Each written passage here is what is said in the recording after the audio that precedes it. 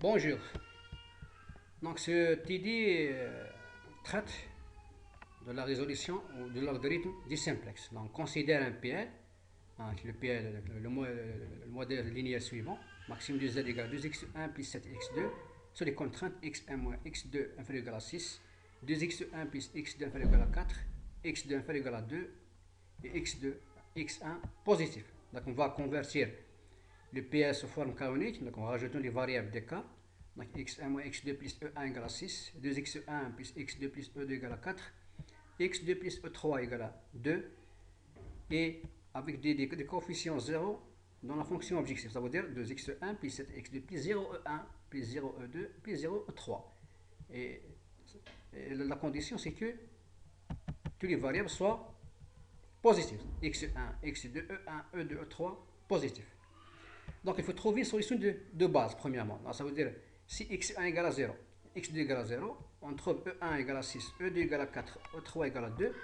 Donc c'est une solution de base. Et on va construire ce qu'on appelle le premier tableau du simplex. Donc on va écrire toutes les variables, x1, x2, e1, e2, e3. bi c'est la capacité et bi c'est la colonne du pivot. Ici, donc on va écrire la fonction, donc la solution de base, e1, e2, e3. Donc, et ici, c'est les coefficients de chaque contrainte. Donc on a dit dans le code que la condition d'arrêt, c'est lorsque les coefficients de z sont nuls ou négatifs.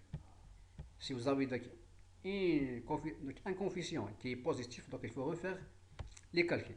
Donc on va définir c'est quoi la colonne du pivot. Donc, la colonne du pivot, c'est le coefficient maximal positif de z. Donc c'est le 7. Ça, c'est la colonne du pivot.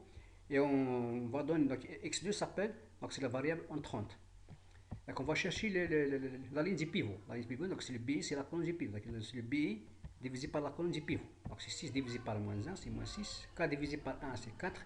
2 divisé par 1, c'est 2. Et on va choisir le rapport minimal positif, ça fait 2. Donc l'intersection de la colonne du pivot avec la ligne du pivot, c'est le pivot. Donc 1, c'est le pivot.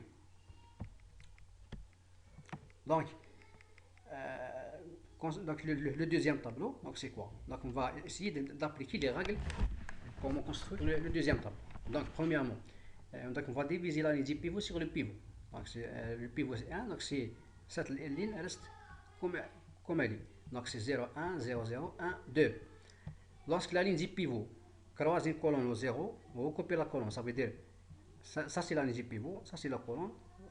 Chaque colonne qui croise la ligne du pivot au 0, on recopie la colonne.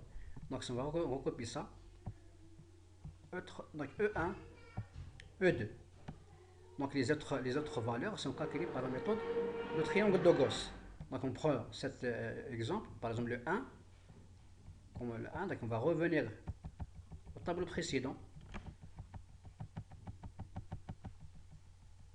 Donc le 1, donc 1, elle reste comme ça. On va revenir sur le premier tableau. Par exemple, on va calculer le BI6. Comment calculer la valeur, le nouveau. Ça veut dire quoi? Donc on va prendre le rectangle. Donc c'est 6, 2, 1, moins 1. Donc c'est 6 moins 2 fois moins 1 divisé par 1. Donc c'est 6 plus 2. Donc c'est 8.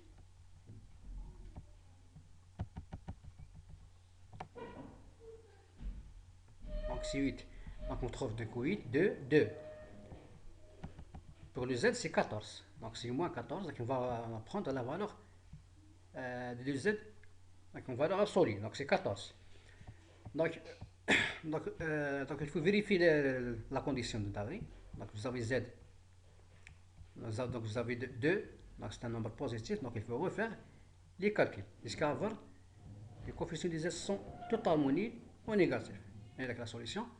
Donc vous avez E1 égale à 8, E2 égale à 2, x2 égale à 2, x1 égale à 0. Ça veut dire toutes les variables qui ne sont pas donc, ici, ce sont des variables nules. Et z égale à 14. Mais il faut refaire un autre tableau. Il faut que les z, soit les coefficients de z, soient totalement nuls ou négatifs. Puisque z a une valeur positive, donc il faut refaire les calculs. Donc il faut prendre donc la colonne du pivot, c'est 2.